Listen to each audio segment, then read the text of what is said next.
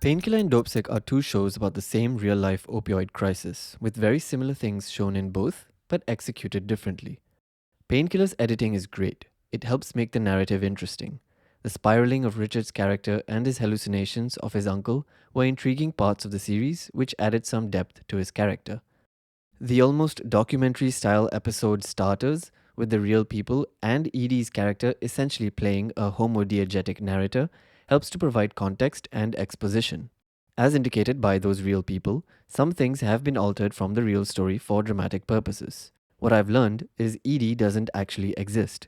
She's been crafted from a combination of several real-life agents to form that character. But I'm not sure I particularly enjoyed Edie as a character. Props to the actor, but Edie's off-putting nature and always having an attitude made her unlikable in my eyes.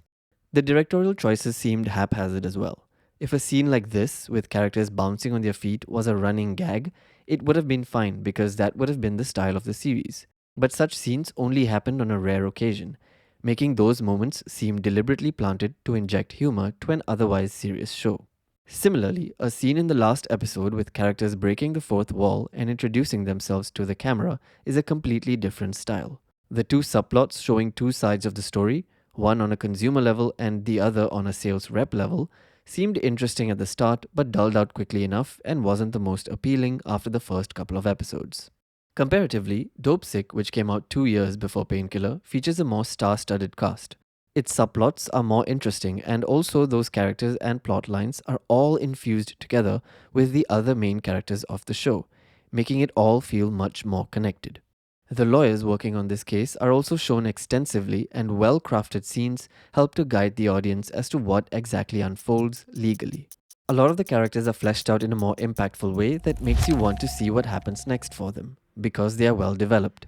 It helps that these characters were also played by some great actors. Rosario Dawson and Peter Sarsgaard were brilliant, but the scenes between Michael Keaton and Will Poulter stole the show for me. Their on-screen chemistry was amazing to watch. Richard's character is also more believable as an evil person in Dopesick, with a lot more of the Sackler family explored as well.